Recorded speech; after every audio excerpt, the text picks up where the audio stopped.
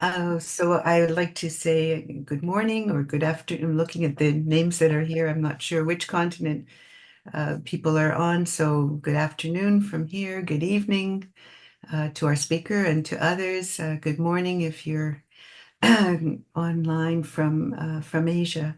I'm Margie Mendel. I'm the director of the Kalpalani Institute, and it's a pleasure to welcome you all here today. But before we begin, I would like to acknowledge that Concordia University is located on unceded Indigenous lands. The Kanikatake Nation is recognized as the custodians of the lands and waters on which we gather today. Totaka, Montreal is historically known as a gathering place for many First Nations. Today, it is home to a diverse population of Indigenous and other peoples. We respect the continued connections with the past, present, and future in our ongoing relationships with Indigenous and other peoples within the Montreal community. Thank you for thank you for attending today. Our session will be recorded for those who are unable to attend but who have registered. It really is a pleasure for me to have Gareth Dale with us. We'll introduce in a moment.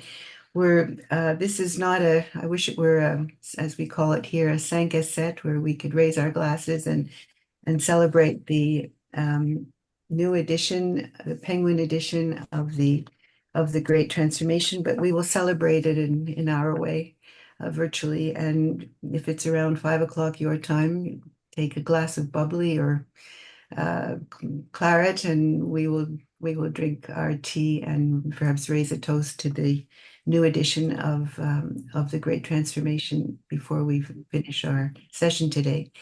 I am aware that and I just verified with Gareth, I believe I should say that the new edition is now going into its fourth printing. And one of the questions I had asked Gareth, and I hope that he will speak to it when he begins in a couple of minutes, is how do we explain that? How do we explain this surge, this wonderful news that the book is going into its fourth the printing? Um, if some of you read the article, it was suggested that it was a discovery of Polanyi in the UK. If that's hard to believe, given how much attention the Great Transformation has received really over the last 3 or 4 decades, and it's just been it's been accelerating internationally. So the question would be, do people have copies like mine, which are so marked up that it's good to have a nice new copy of the Great Transformation? Are there indeed new people who are discovering the Great Transformation only for a first time? So I would just like to have Garrett's perhaps thoughts on that question. I want to introduce Gareth to you. And looking at the names, many of you know Gareth. I asked him a moment ago, when was the first time that we met? When did he first come to the Institute to begin his extensive research? And it was either 2007 or 2008. And it was before the archive was digitized. So he came and spent weeks. And in fact, at one point, he was here for a month. And I remember him diligently entering the institute early in the morning and leaving it late in the day, and sometimes in the evenings, meticulously going through the archive. The result of which has been numerous publications, and I'll mention just the books because there are also many articles. The first to come out was Karl Polanyi, published by Polity Press in 2010. Karl Polanyi, The Hungarian Writings, Manchester University Press, 2015. Reconstructing Karl Polanyi, Excavation and Critique, Pluto, 2016. Karl Polanyi, A Life on the Left, Columbia, 2016, which is really the most definitive intellectual biography of Karl Polanyi. Exploring the Thought of Karl Polanyi, Agenda 2019. And now he has written a superb introduction to the newly minted edition of the of the Great Transformation. And Gareth is a professor and associate head of the Department of Social and Political Sciences at Brunel University. Prior to Brunel, he was a professor at Birkbeck, LSE, Swansea University, and joined Birkbeck in 2005. He is also the director of the Sustainability Politics Research Lab at his university, and he is a member of the Polanyi Institute executive committee. I won't go on about his really important work that he's been doing over the last years on the environment, on ecology, on critique of the growth paradigm, but I just want to say that his work has been translated into so many languages, including Kazakh and Romanian, and Turkish, Ukrainian, and on and on. And prior to working on Polanyi, his work on East Europe and particularly Eastern Germany was also uh, highly recognized. In his introduction to the Great Transformation, he writes, and I'm just going to quote two passages here. Among the most powerful sections of the Great Transformation is Polanyi's analysis of the shuttling of strains between the political and economic spheres and the national and international scales, a tracing of the ways in which the various crises of the age, democracy, market society, international order, and world economy, interlaced, with each connection multiplying the intensity of the crisis as a whole. And then he ends his introduction with a comment on how we continue to hear echoes of the era in which Polanyi wrote as we explore the origins of our own contemporary cataclysms, plural, with the help of his book. Gareth, thank you for agreeing to be with us. It's a pleasure to see you on screen, and I turn it over to you. Oh, well, thanks so much for these kind words and for the invitation to speak with you here. So, of course, it's always a pleasure to be connecting with people in the Polanyi Institute. I have so many fond memories of researching there with you in Montreal, with so much help from Anna and Margie and Kari. And it's also been a pleasure to have been involved in this new edition of the Great Transformation. And of course, I must give a special shout out to Kari Polanyi-Levitt. Kari can't be with us today, but I think she's going to be able to listen to the recording of it later on. So I hope you're well, Kari. We're all thinking of you, and I'm glad. I was so happy when you wrote to express your pleasure at the new edition of your father's book. And Hannah, who steered the book to publication over at Penguin Books, she wants especially to pass on her greetings to you too. Now, this new edition, the fact that it's Penguin is interesting, I think, in a way. I mean, Polanyi surely would have been quite a fan of the Penguin Project back then when Alan Lane set it up in 1930s England, just 2 years after Polanyi arrived here.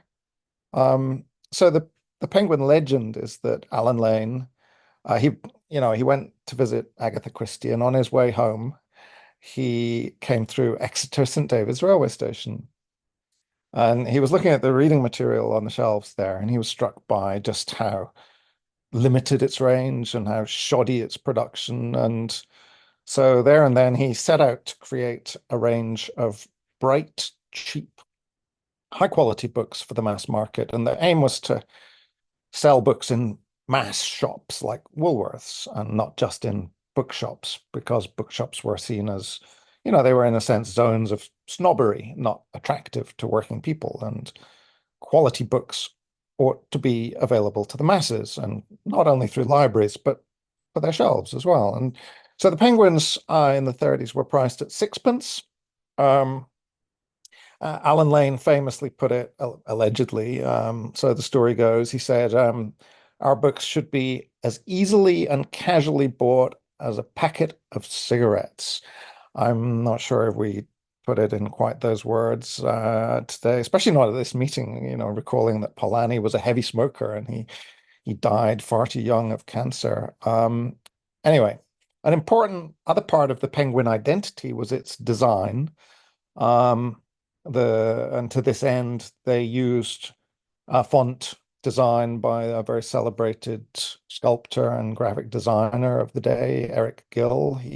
His sans serif was used for the titles and the authors of the Penguin books, so they leap from the cover so that hurried working people, commuters, and so on could quickly get the information that they needed before to work out which book to buy. Um, Penguin later changed the font to Times New Roman, which is a cardinal sin, of course. But anyway, Gill also is interesting, by the way, because he was a Guild socialist and he was a Christian socialist, just like Polanyi. Although utterly unlike Polanyi, Gill's name is now mud following the revelations of, his incest with his sister, and he sexually abused two of his daughters and their pet dog, and so on and so forth. Anyway, on so design was so it was Penguin was aimed for a mass market working people.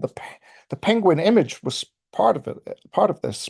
It was very striking. The aim was to find a kind of brand mascot that was dignified but fun. And Alan Lane's secretary, Joan Coles, she suggested the Penguin would capture those two elements, dignified but fun. You've probably seen it on old Penguin books. It's a cartoonish little thing. Again, the aim was to connect to a mass market. Penguins in the 1930s were becoming popular. There was a lot of buzz around the new penguin pond at London Zoo and so on. Now, more politically, if I can move on to that, for the left at the time, this arrival of Penguin was seen as quite a big deal. The Penguin paperbacks seemed to signify that a new level of mass education was arriving, and this would enable democracy to expand and deepen. The Penguin sixpennies were the beginnings. I'm quoting Margaret Cole. She said the Penguin sixpennies were the beginnings of a real revolution. They were helping a vast new public come into being from out of those who'd been poorly educated or otherwise alienated from high quality fiction and nonfiction alike. Polanyi was probably a friend of hers, by the way. I mean, he doesn't, as far as I can recall from digging around in the archives, uh, I don't recall he mentioned her, but he probably did. He was certainly a friend of her husband, GDH Cole, and definitely, of course, he shared her belief that workers' education would be and was a major driver of the shift toward socialism, a shift that hopefully would be the culmination of the great transformation that the world was going through in the course of the mid-20th century, the subject of his book. And now the great transformation, of course, did not take place. And Penguin Books, far from being a herald of socialism, turned out to have been really just a pioneer of branded mass production. Or if you want to put it in the kindest possible way, I've seen somebody describe the Penguin Project as optimistic social democratic consumerism. And since those heady social democratic days, following various mergers and acquisitions, Penguin is now Penguin Random House, the world's largest publisher of books. And Penguin Random House, in turn, belongs to the Bertelsmann Empire, which is famous for its evangelical roots and its obscene part in the Nazi project, and more recently, its shitty little TV station RTL. That, of course, doesn't mean that Penguin now publishes only and Pap. In fact, I was at Exeter St. David's Station where the whole thing began just this morning. And I noticed there that Penguin have set up a books vending machine for the rushed consumers, to just put a fiver in and get a book out. Or a tenner probably. It includes some of the crap by, I don't know, Richard Osman and a few tedious self-improvement books, but also novels by Elif Shafak, nonfiction by Naomi Klein, and that brilliant book on the transgender issue, I forget its name, by Sean Fay. It includes some of the golden oldies by Garcia Marquez, Truman Capote, Ken Kesey, and lots of other good stuff. Unfortunately, it wasn't. This was my hope when I went to look at the vending machine, but in vain. It was not selling the book that we're gathered here to celebrate today, namely Karl Polanyi's Great Transformation. Although the editors at Penguin reassure me again in an email today that it's doing very well indeed.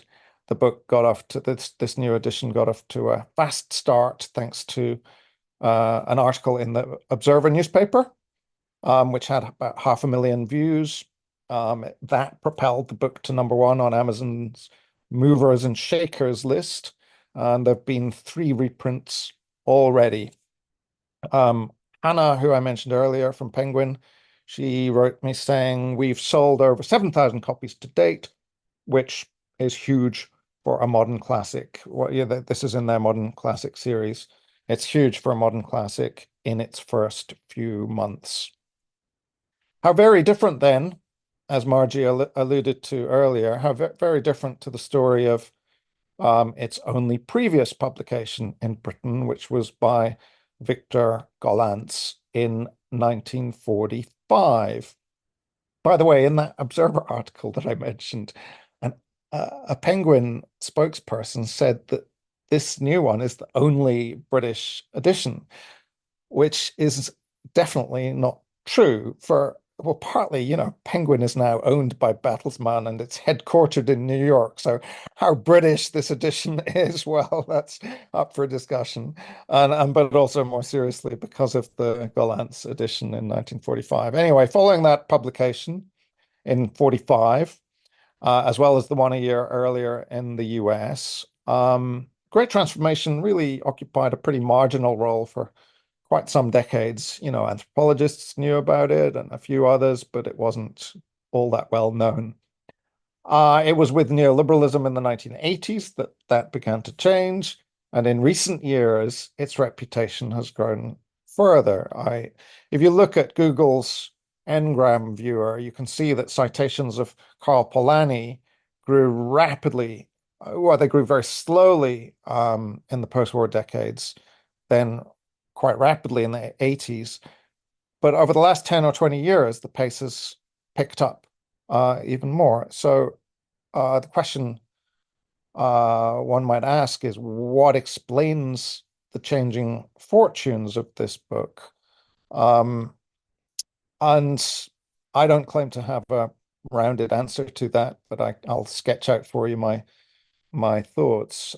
And I'd be interested to hear the others' takes on this as well. I mean, first of all, I'd say, why was it relatively neglected in the post-war period? Well, I'm sure there are lots of reasons. One that I notice is that a central claim of the book is that state intervention destabilizes market economies, and that claim was refuted during the 50s and through into the 70s.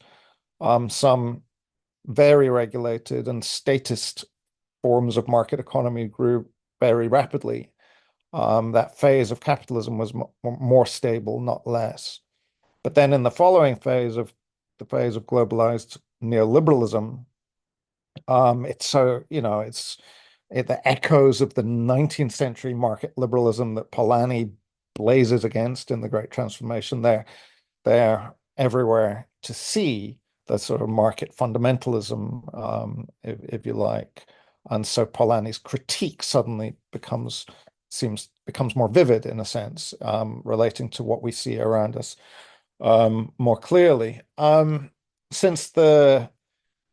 then, since the 2008 financial crisis, and then after the COVID pandemic, neoliberal, and with geopolitical changes that I'll come on to, neoliberalism is no longer so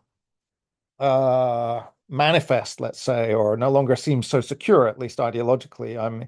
We've been seeing the return of industrial policy, tariffs, protectionism, trade wars. The WTO is effectively defunct. exaggerating a little, but it's, um, and so if the Great Transformation were only really finding a readership thanks to its critique of neoliberalism, you would expect its influence to be, you know, maybe falling at the moment, or at least not rising. But the truth is, it's really gaining readership more and more, and that demands an explanation. I think I sketched out some arguments in the introduction to this new edition. But as I said, I'll be very happy to hear alternative ideas. I mean, the argument I put forward in the introduction is that our current era, or what strikes me anyway, is that our current era is in very meaningful ways reminiscent of the age in which Polanyi himself grew up, in many ways, but at least three. Firstly, world order was back then in the late 19th century was shifting from British hegemony toward multipolar competition. I mean, Britain was losing its position faster than America is today, but nonetheless, I think there's some analogy there, I think.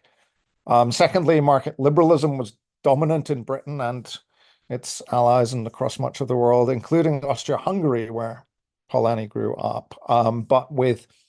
But given the staggering and increasing levels of inequality and insecurity, that new liberal order was provoking conservative and authoritarian, so-called populist backlashes, as well as protectionism. And again, I think the comparison with the present day is pretty striking. And thirdly, back then, in the late 19th century in Austria-Hungary, social anxieties were being channeled xenophobic, xenophobically against immigrants, against Jews.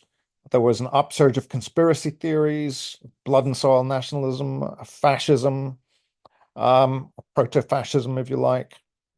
Again, the comparison to the present is obvious, although, of course, a particular type of Jew, the Zionist type, has been accepted by establishment forces and by increasing numbers of fascists as well, while the Muslims, particularly the Palestinians, are in a sense the new Jews. Their role is to be deported, victimized, crushed, and in Palestine exterminated.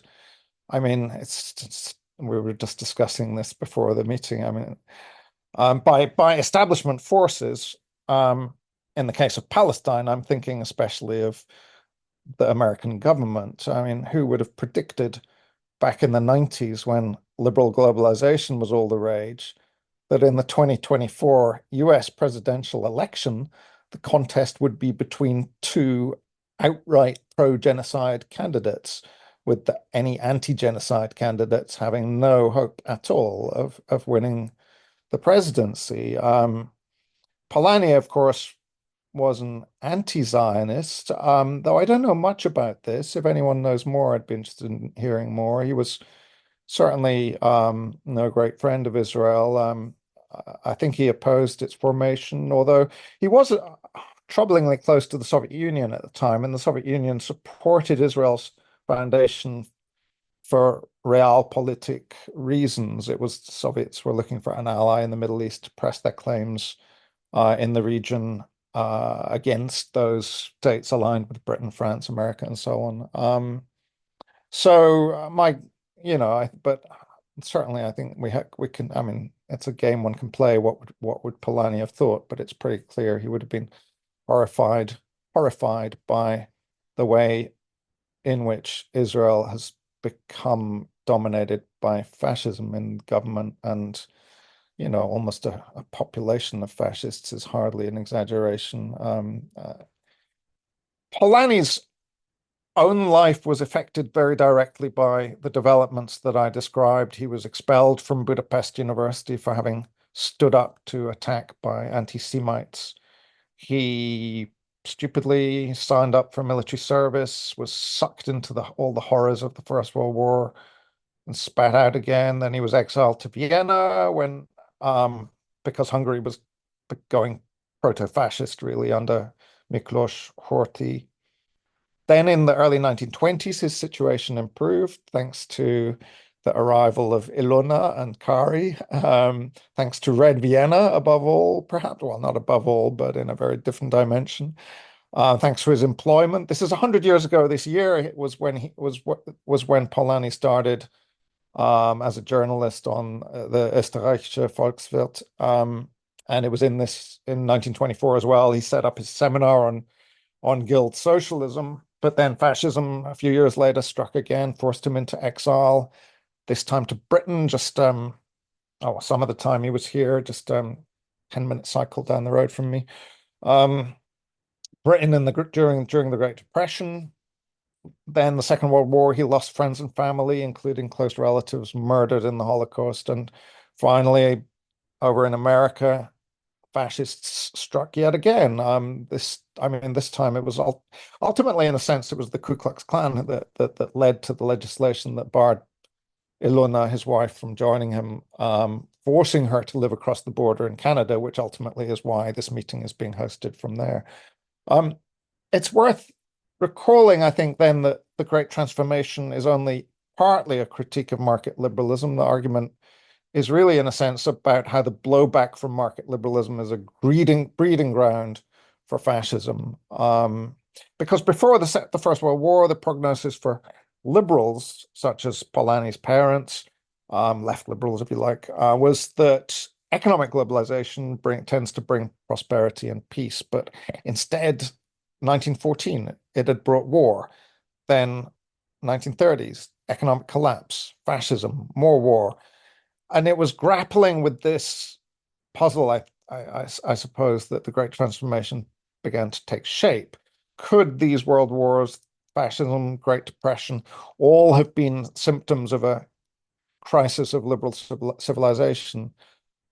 The events through which Polanyi and his generation were living certainly seemed to form an interconnected cataclysm, the origins of which, he argued, could be traced to the attempt to set up a self-regulating market system, which could not really exist, a utopia in that sense. And maybe it's the sense that we're living through a kind of market-driven cataclysmic blowback from market society. Perhaps that explains Polanyi's popularity today, resurgent as it is. I mean, certainly the social pathologies that seem everywhere today, from staggering, stupefying levels of social inequality to geopolitical volatility to virulent nationalism and to the level of conspiracy fantasies. All of these are reminiscent of developments he analyzed or he was facing in his life and analyzing in the Great Transformation. Recently, we've been seeing fascists enter government from Brazil to India. I mentioned Israel, but also Italy and many others. Uh, yeah, and above all, obviously something that Polanyi did not write about, but the threat posed by climate breakdown sort of dominates the horizon, looming down on all of these, in a sense, more minor mini cataclysms, painful though they all are. So, you know, in Polanyi's time, he was writing his book at, what Victor Serge called midnight in the century, the early 1940s, when fascism was increasing its hold over Europe, and uh, he was able to foresee dramatic changes in global order. Didn't work out in the way that he hoped. Nowadays, again, we're again seem to be at a state where, or at a condition where dramatic changes no longer seem so far-fetched. I'm a little hesitant, as I'm not going to be optimistic about them, I have to say, but certainly uh, we can all agree, I'm sure we live in interesting times, and as always, it's useful to pick up a copy of Polanyi's book, now available in this lovely covered new edition. So I'll leave it at that and look forward to hearing your thoughts on some of these issues. Okay. I'm going to do the unthinkable, and that is rather than go to the chat, and then one of us has to read your questions, unless you're all going to converge. Uh, I would rather, and I think Gareth would probably prefer also that you simply ask, raise your hand. We can see hand raises, and then you can open your mics and ask your questions orally. Do you not agree that that's a better way to go than reading chats by a third party? So thank you, Gareth. Thank you for broad sweep of why the Great Transformation was written at the time, its resonance with today, and I believe, sadly, tomorrow, because the future doesn't look very different than what we're living through today, and that is if our planet manages to survive. I think what's interesting, just to make a quick comment, is the interest by environmentalists, including environmental economists and ecologists and people working on sustainable development, and name it as you will, in Palani. That's also accelerated tremendously over the years. I see that Chris Millett is with us, and I'll just mention one of the projects that we've been working on now for a couple of years, and that is a very substantive annotated bibliography of references to Polanyi. And we will be launching this platform imminently. It's been almost ready to launch for quite some time, but it looks like we might be lucky and launch it before the end of this year. And I mention that because it's you can search by discipline, and there's or by theme, and there's quite a number of substantive references as opposed to just simply a footnote or a bibliographic reference to Polanyi. So there, in the accelerated interest in Polanyi, that is one area that has grown significantly, and not surprisingly, because it too is a result of in many ways market fundamentalism.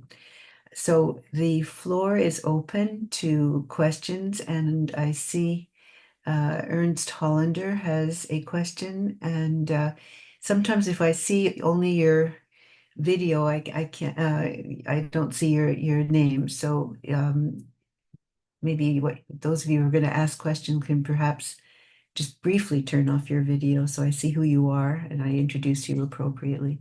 Okay, Ernst, welcome.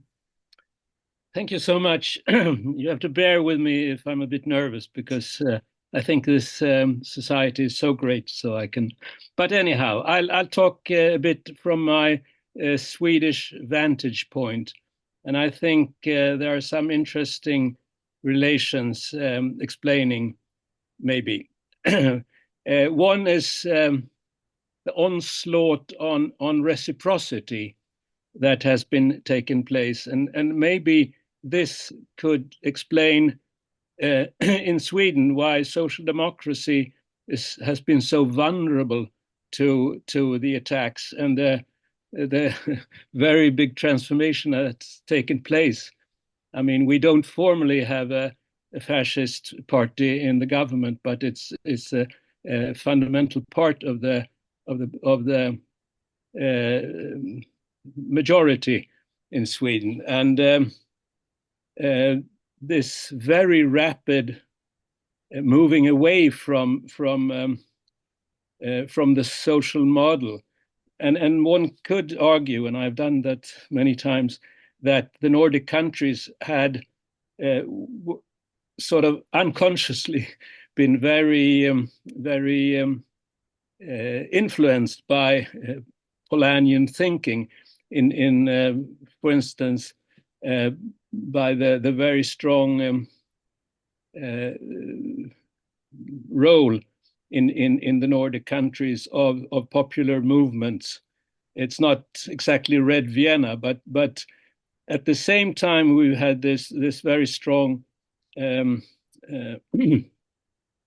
popular movements where there has been a lot of reciprocity, but then the social democratic state has been more and more counter to this to those movements, really made them very bureaucratic.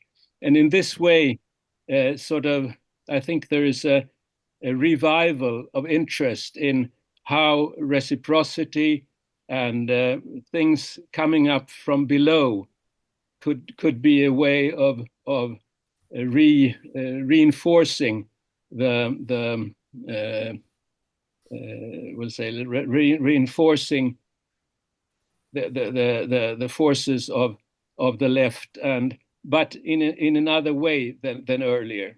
So this is one way in which maybe Swedish experiences could inform why this. And then there is one other that I want to point to, and that is that there are a number of areas in Sweden in the health, education, welfare, etc. areas where Polanyi couldn't even think of. It was they were so far away from being they were so far away from being becoming fictitious commodities. But in Sweden, in fact, we have this development that you've had a number of new areas where dominated by marketization and then becoming capital. So this is another tendency. So those are two things informing the question you posed from a Swedish perspective, let's say. Okay, thank you. Sorry for being so long. Okay, thank you. Gareth, do you want to comment or move on? I think it's probably better with an audience such as this to group Okay, questions and we'll take a few and contributions. then I can just come in later. okay, so we can take a few. Francisco, Paco, please. Hi. Hi.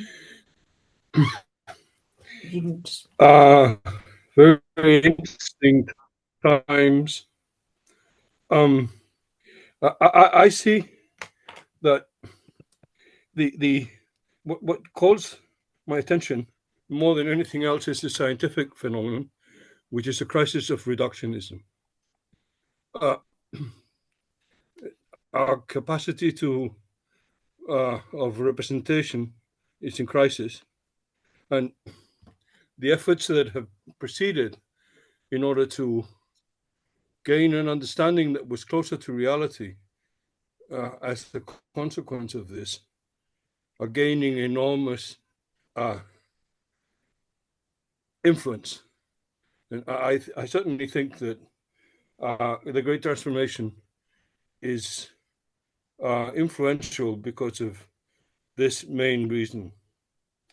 I also think that the transformations that are happening today are highly induced by enormously powerful technological transformations. I'm preparing a conference now on artificial intelligence and social technical transformations. And the interest of Karl Polanyi on technology, I think, is something that hasn't been mentioned, but I think is also of great significance to the reason why his work is gaining enormous interest. We did, Gareth has mentioned COVID.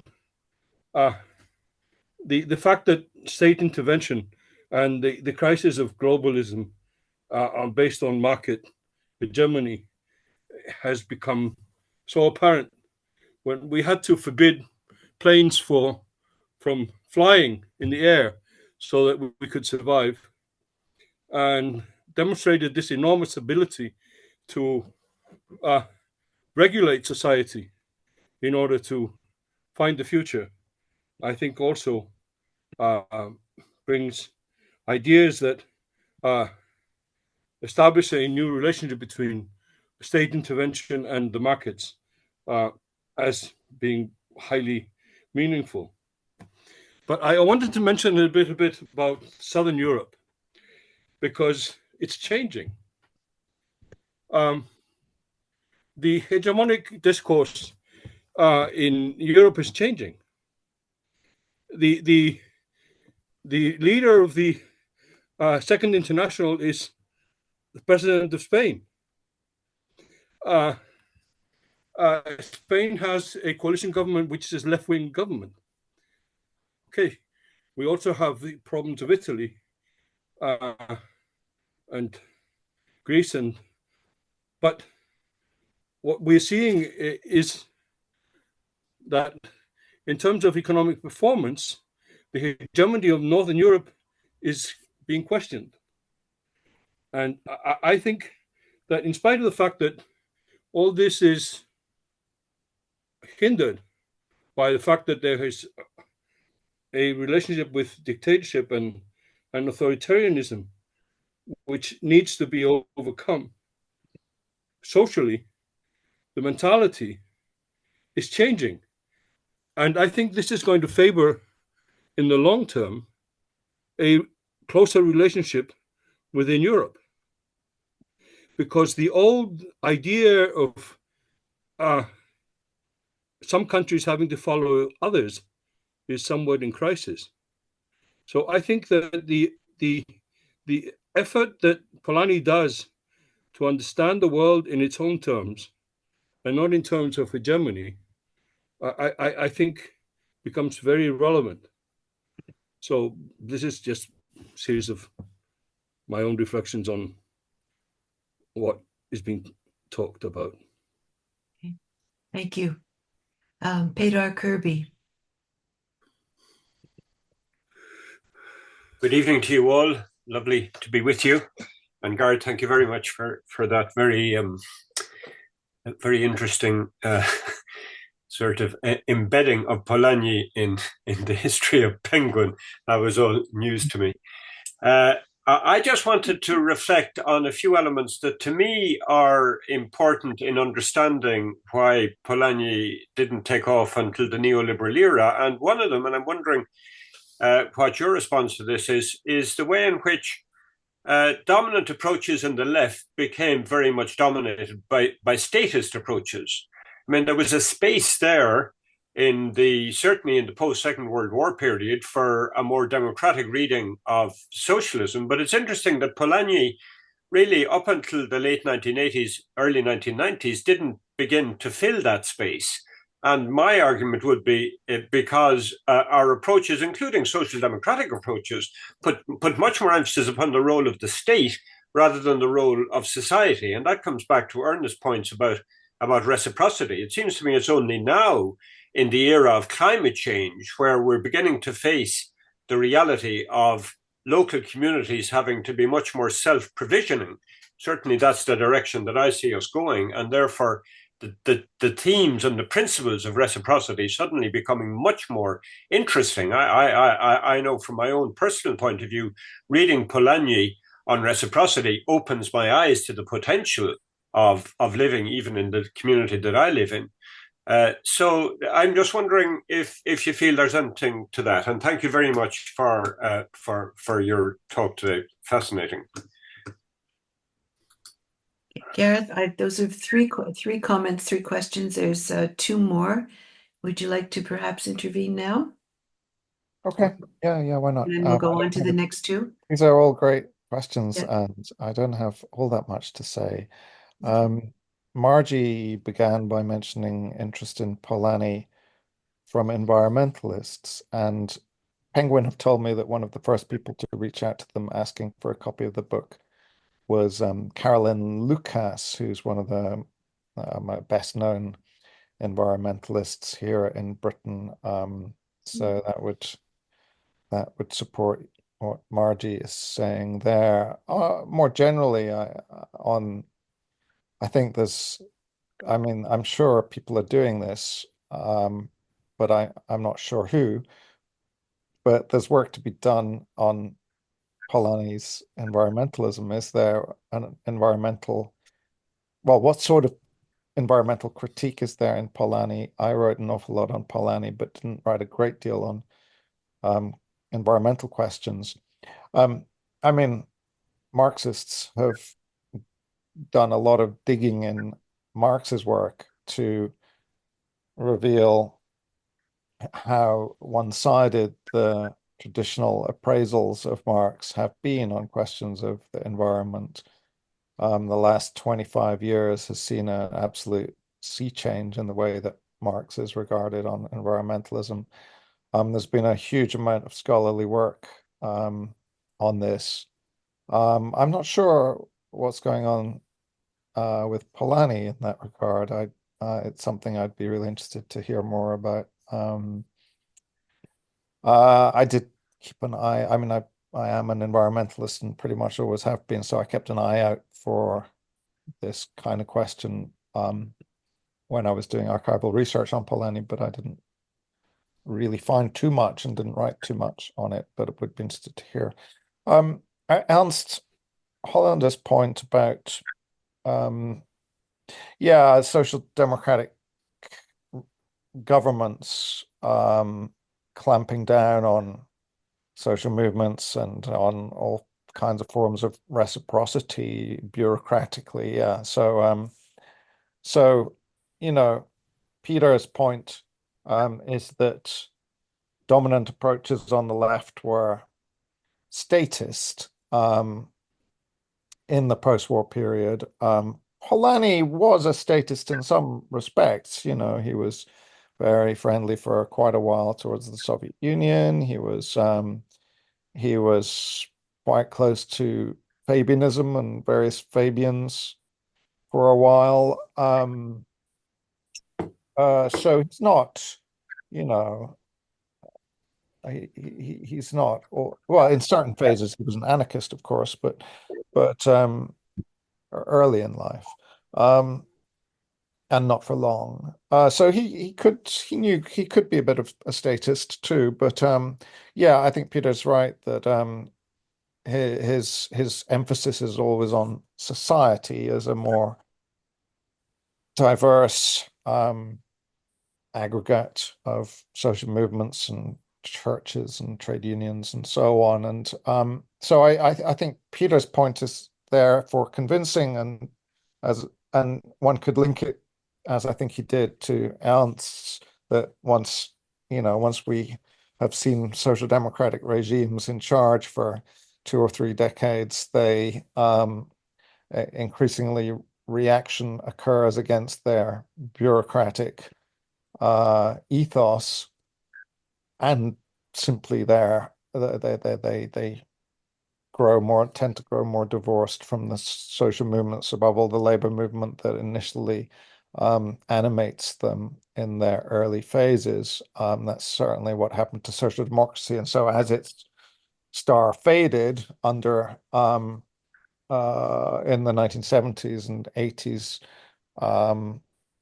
the dominant critique was that of the neoliberals, but at the same time, one could see space on the left for critiques or alternatives such as the Polanyian one coming about, and that does seem to be what happens.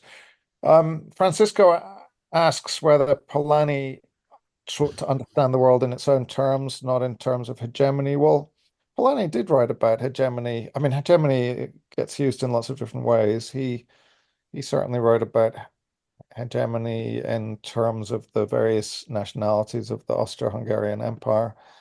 But he didn't relate much to Gramsci, from whose work the sort of dominant academic interpretation of hegemony has come. Although Lenin wrote on hegemony as well. Again, Polanyi didn't engage much with Lenin.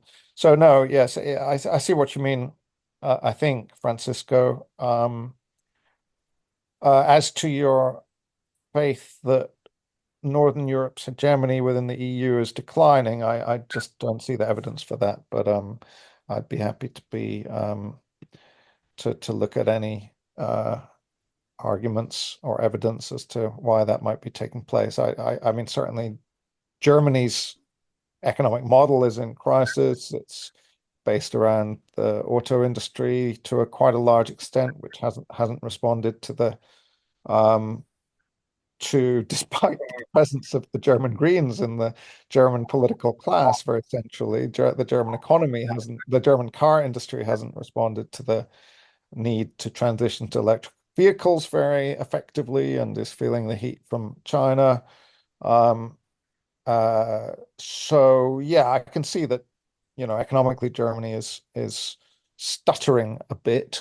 But I don't share your view that that spells a very different relationship between Northern Europe and the South. Anyway, yeah, that's all they're my remarks on the comments, but they were all interesting points. Thanks very much. Okay. Andy Gollner, Andras Gollner.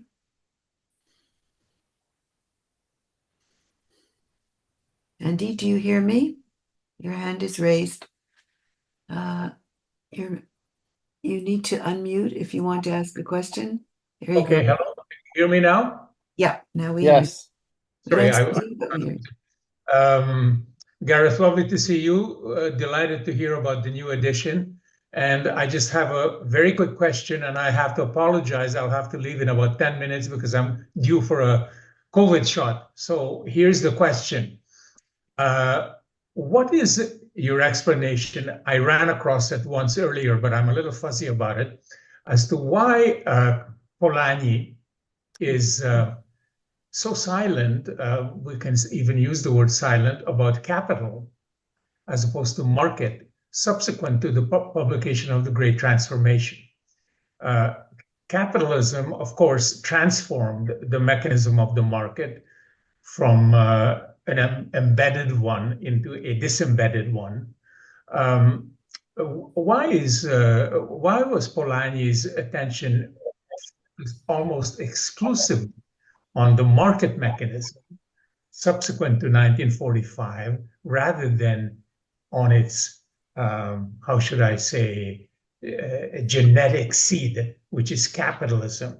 What's the explanation for that? Gareth, I'm going to ask you to answer this question because he has to leave.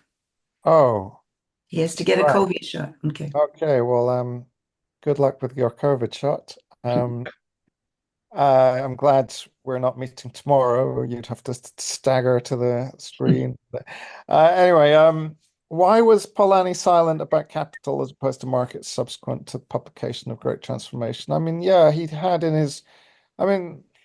Polanyi, in my reading, had his particularly leftist phases. Oh, it's hard, from around. He's an interesting part of why I found him so engaging to research was because he's quite hard to pin down on these sorts of questions. But in his Guild Socialist phase, sort of, what was it, 1918 to 25 or something. And in the Red Vienna phase where he was engaging with the Austro-Marxists to quite some extent, and just with the external environment of a labor movement in a very optimistic mood for a few years. I think that was a particularly leftist phase. In some other ways, he was very leftist in the 1930s. The opposition to the taking the Republican side against fascism in the Spanish Civil War and so on, and just the threat of fascism, which was so visceral and personal for Polanyi, as I mentioned earlier. That was also a phase where he grew quite close to the Communist Party, which was a very militant party, but also sort of tied to Moscow in unfortunate ways at the same time. So he was using the language of the Marxist left to some extent. I mean, he was deeply influenced by Marx in the 1930s. As well. Why he then shifted away and got rid of most of the talk of capitalism and focused on market economy. I mean, there are different theories. Some people talk about McCarthyism. I don't think that can have been all of it. He was moving out of that social movement and activist arena into the ivory tower of the university, much more, and that can be that can tend to smother one's critical instincts to some extent, or they shrivel in that environment rather more. He in the 1930s, he was very active on the Christian left, and but also he just didn't have a dialectical approach to uh, social change or understanding society. He wasn't a dialectical thinker, and the concept of capital. I mean, for those who don't know my work, I'm fascinated by Polanyi, but I'm a Marxist. I find the concept of capital is central to understanding the world we live in, and a great absence in Polanyi's work is the absence of discussion of capital. Um, uh, with all that implies, I won't uh, you know, elaborate on that point any further. I'll just leave it hanging there as a kind of shorthand answer to Andras. So yeah, a few ideas there, Andras. I must confess I haven't done any work on Polanyi for I don't know, 9 years or 8 years or so. So I'm a little rusty on those sorts of questions. I think I have written at greater length on your question, but that'll do for now. Thank you. Ken Matsiorinis, please. Hello, everyone. Gareth, thank you for speaking today, and thank you for doing the work along with Margie and Anna in republishing Karl Polanyi's work. I don't have a question, just a few observations, a comment. Karl Polanyi, for me, the Great Transformation for me was one of the most important books I've read. And I enjoyed it thoroughly because it combined the economic dimensions with political, social change, trying to understand the structure of the changes taking place.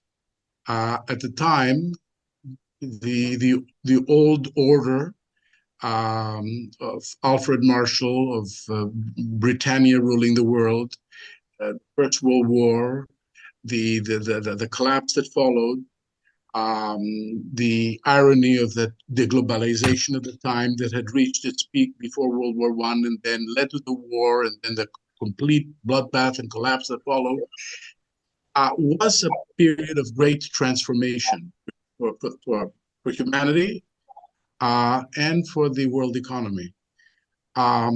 Today, we see a lot of parallels, and I think it has a lot of relevance for people who are trying to understand the changes that are taking place. The left and the right, at least in the political arena, have ceased to be different. Right-wing governments are pursuing statist policies. Left-wing governments are following conservative right-wing policies, and there's a lot of change that cannot be explained in a very simple way, and the mainstream economic profession has done a poor job in deciphering and explaining, accounting for what we're going through. So it left a big mark on me because I'm more of a holist. Want to see things from all the social science dimensions, not just pure economic, separated from a moral or political or social or even religious factor. So I'm very excited with the new edition. I'm going to go and buy it and read your introduction, which I haven't had the chance to read. And I thank you very much for hosting the seminar today. Thank you. I see that Francisco's raised his hand again, but before I take your question or comment, is there anyone else that would like to intervene? Any questions or comments? Okay, Paco, go ahead.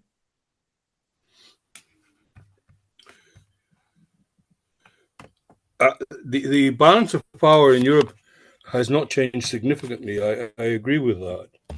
But there are trends that I think are very, very meaningful.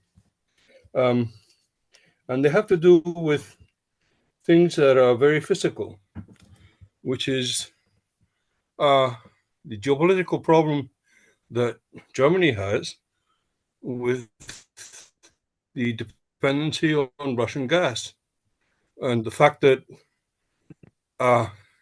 sunny Spain has an enormous ability to tap renewables. It's going to be about 50% of the energy supply. And this is very important economically and in terms of long-term sustainability. I don't think that we can see this yet because the deployment is in process and there's a lot of problems. I'm not going to bore you with them in terms of reorganizing the energy sector in Spain. But the foreign affairs person in Europe is Borrell, Spanish socialist. And the main person who has risen in the environment was the ex-minister of the environment of Spain.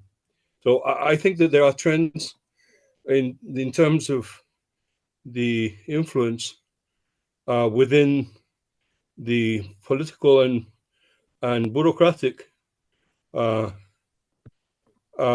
power within the European Union, which do signify changes in relationships of hegemony. I don't mean that this was necessarily something that was very directly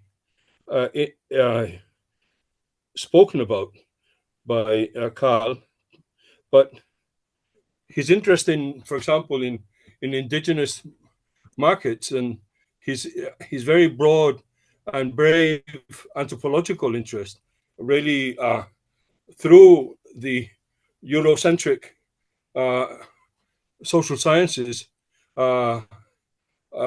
So I think that there is in his work a very open mind in terms of understanding social reality and the world. And I think that changes are happening and they're very significant inside of Europe.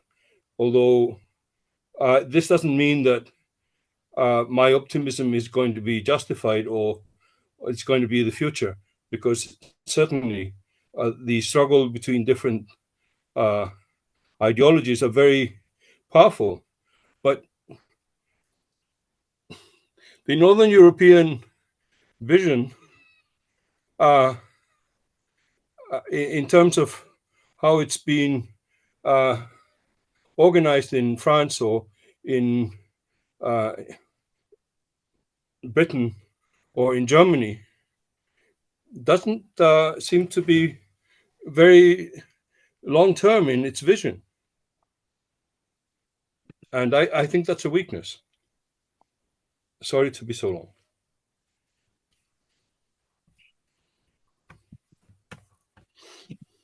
Any comment or response? Yeah, I can respond briefly to those 2 points. To Ken's point, all very interesting. I wonder how new it is that left and right-wing governments can be quite similar. I mean, in my country, in Britain, the Attlee government in the 1940s was a Labour government that called in the military to break strikes, and then Conservative governments shortly afterwards built lots of council houses as well. I mean, probably fewer than Labour, but there were and of course um, would also happily have called in the military in similar circumstances. But yeah, they this is certainly something I would agree with you is very noticeable that and as I would understand it, capitalist relations constrain capitalist states in very powerful ways, left or right. As to Francisco's point, just very briefly, yeah, I mean, maybe you're right that solar energy will give Spain an edge, but it's been investing in solar for a very long time, and this hasn't made any difference to its GDP figures. If you look at GDP for Spain and Germany since 2008, Spanish GDP has fallen. It's lower than it was at that time. Germany's has risen quite substantially. So maybe in the long run, your arguments will have purchase, but in the last 10, 20 years, that hasn't been a noticeable feature of European economy.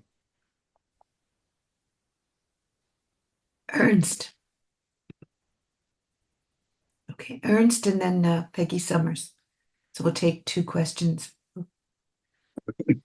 Okay, thank you. I want to suggest a relation between Polanyi and the environment in a quite roundabout way that I tried to pursue earlier at some conferences, and that is what I would call it the neoliberalism economic unsustainability or unsustainability nexus. And my idea is that Polanyi can go a good way to explain in what way social sustainability and as in Swedish case the people's trust in each other has been going down very rapidly as a consequence of neoliberal changes, and that in turn undermines the possibility to pursue an ecological sustainable economy, because you need to believe that I need to believe that my neighbors will also accept changes in lifestyle, other kinds of consumption, other kinds of lives. If I am going to do it, it's the advantages are long term, but the changes are hurting short term. So this way of through what I don't know what one should call it, but sort of social psychological mechanisms that do undermine the possibility to do the ecological climate transformations that are so necessary. So this is a way of using what I would can call a Polanyian framework to understand why, in fact, the possibilities for transformations, environmental climate transformations, are very much reduced. So again, bear with me for being too long. And I just want to add before finishing that I also enjoyed the talk, the first talk, as well as your books, etc. Gareth, very, very much. Okay, thank you. Margaret Summers, Peggy? Yeah, sorry about the sun. Yeah, I was going to say. I know I hope it makes me look appropriately angelic. Um, First, I just want to congratulate you, Gareth. I think it's a fabulous achievement. that you did this and that it's done with Penguin. I loved the Penguin story in the beginning. I didn't know that story at all. And I predict it's just a matter of time till you can pop a fiver or a tenner into that vending machine and out will pop uh, how to make socialism, thanks to Carl Polanyi. So, but I wanted to ask you about the cover. The cover is spectacular. It's a beautiful painting, and if you could say something about it. That's my first comment or question. The second is kind of just a warning. I'm not sure. I don't see a lot of Americans on this meeting, so many of you may not be familiar with a very foreboding use of Polanyi that is currently in vogue. We have an American neo-fascist, a homegrown American neo-fascist movement in this country, which is the right-wing Catholicism that is driving J.D. Vance. And it's being funded by Peter Thiel, the gazillionaire Silicon Valley guy who bought J.D. Vance's. Well, just to remind you, Vance is the current Republican vice presidential candidate, and if Trump wins, and given his health, possible president, Vance is a right-wing converted Catholic, and this Catholic movement is driven by a very complex combination of left-wing social democracy. That's why many Republicans are now calling themselves the Workers' Party, and right-wing Opus Dei influenced cultural politics, which is essentially represented in what those of you who've heard of Project 2025. And two of the leading figures in this movement, one is called Deneen, Patrick Deneen,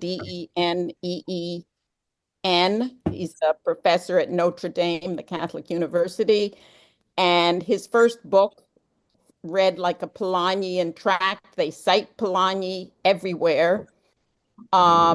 And his new book, Regime Change, these are fascist tracts, but based on a social democratic appeal to state intervention. The second book is called Tyranny, Inc. by Sohrab Armari, who's an Iranian American who used to write for the Wall Street Journal and used to be a Trotskyist, apparently, so he claims. I have my doubts.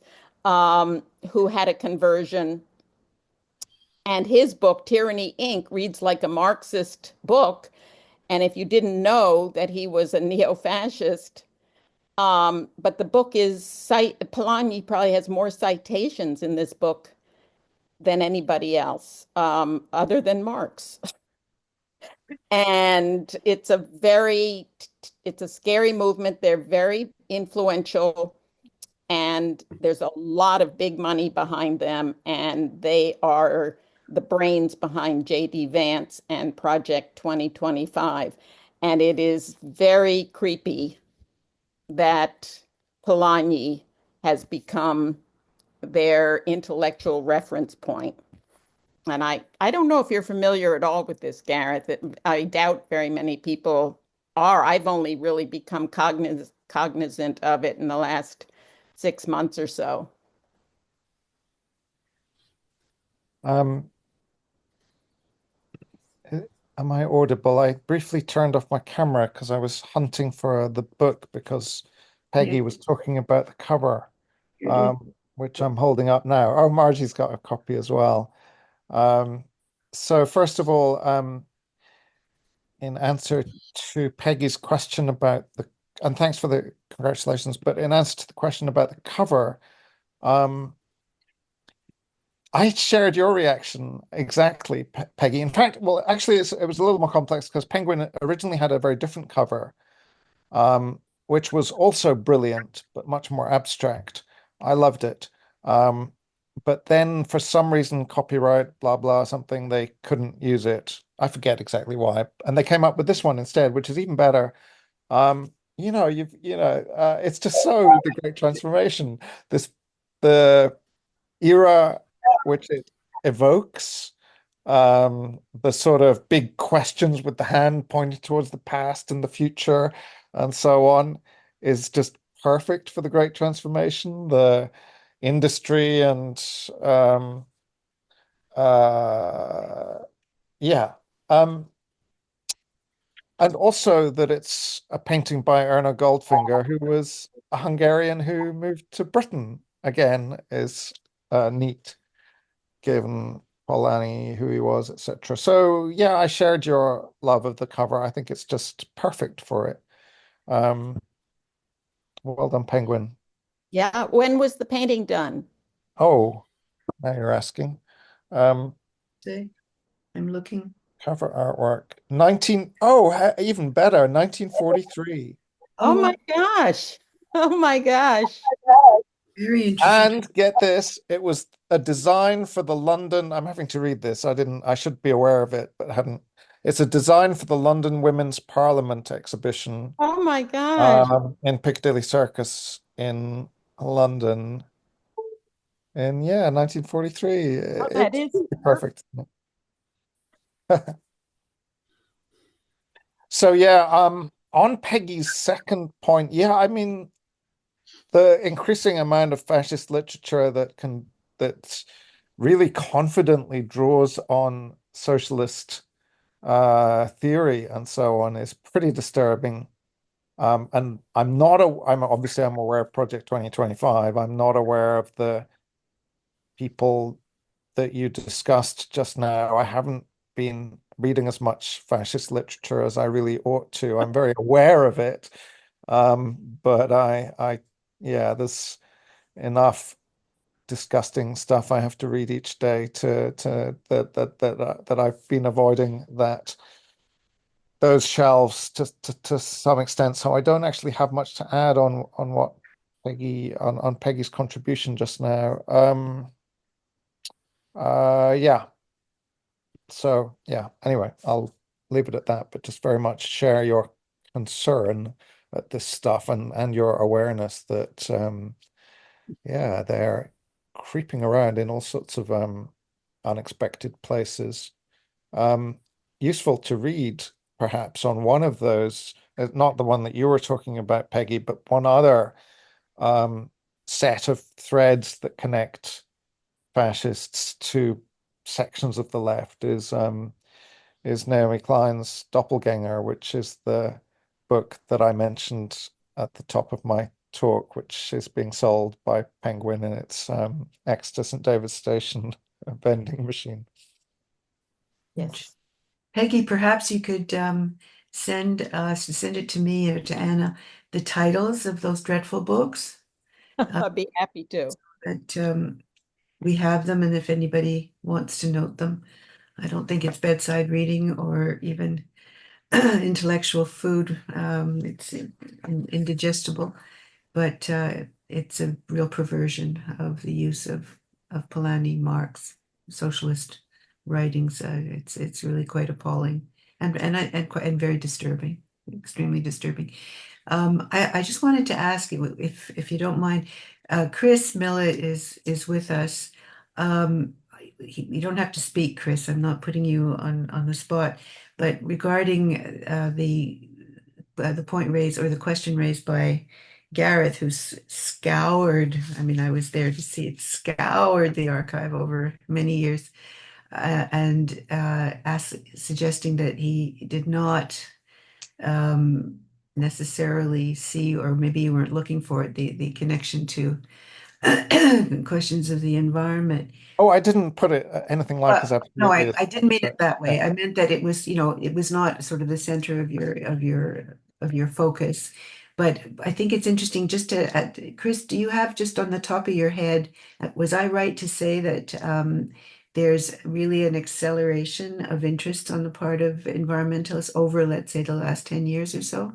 If you're there, answer. If you've if your name is just there and you're muted and you're away, that's okay. We can check. But I think it's an interesting point, and it's something we can send you, Gareth, just out of interest, not to ask you to start writing another book by any means. Hi everybody. I'm here, but my video isn't working. I'm actually at the Carl Polanyi Institute at Concordia today. Interestingly enough, I don't know if you can all hear me, Yes, we can. but I would be happy to provide a list of resources that have come out recently, because there, as Margie's saying, there definitely seems to be an acceleration in at least journal articles that are published that are using Polanyi's concepts to tackle questions around climate politics, and it's probably worth looking further into how exactly they're applying Polanyi in those cases.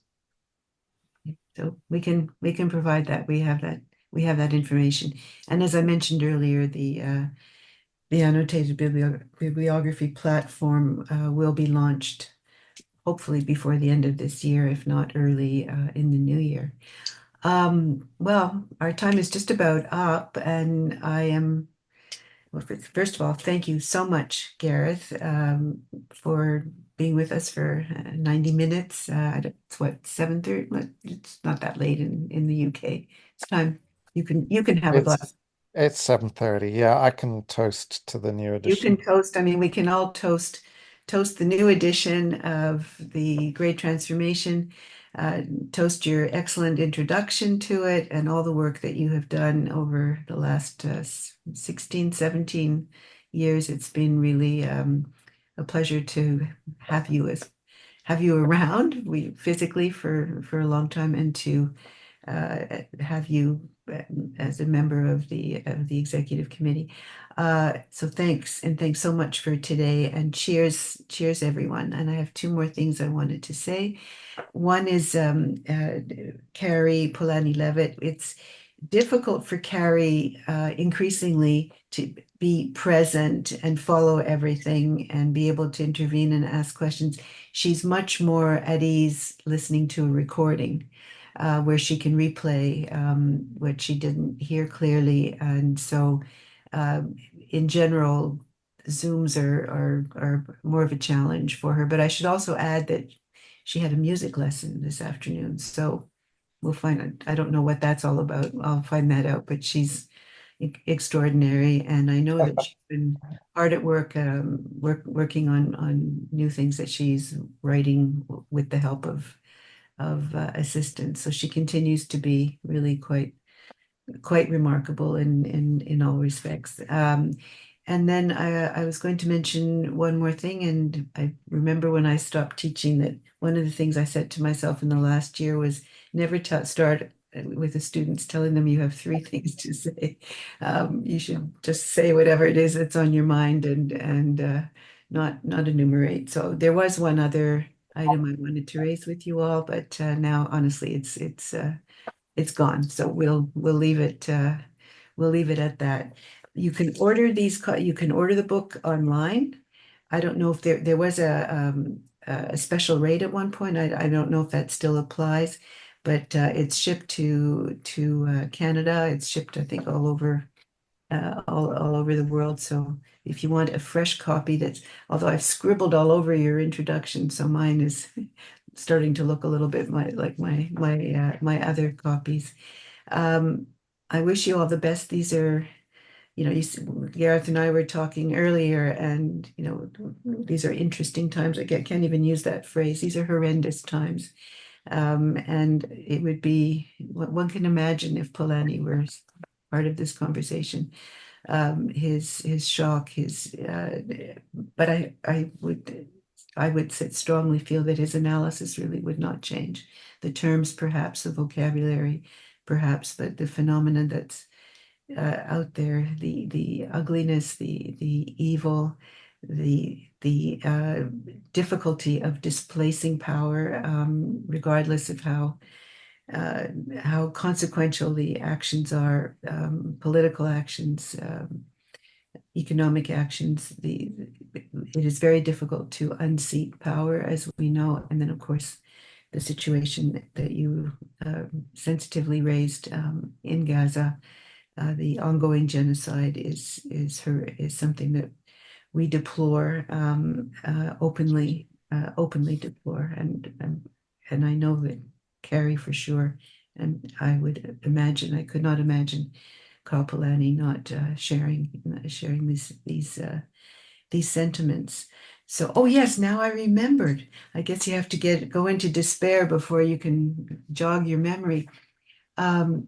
I don't know if we haven't put this up yet on our website or on any of the social media.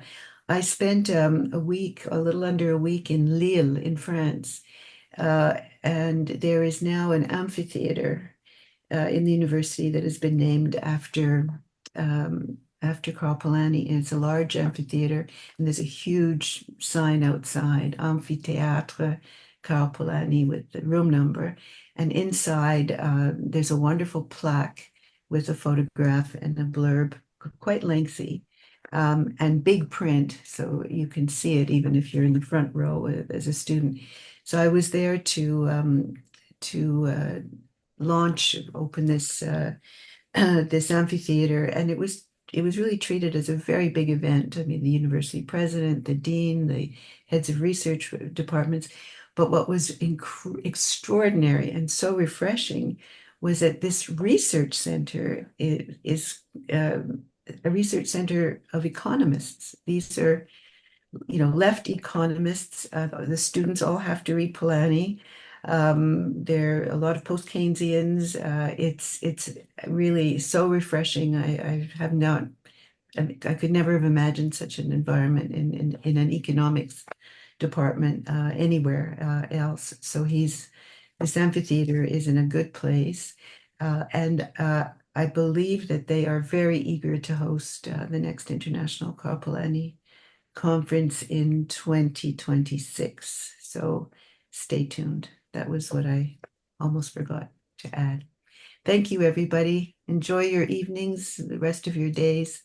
And thank you again, Gareth. It's always a pleasure to be with you. Thank you. And it's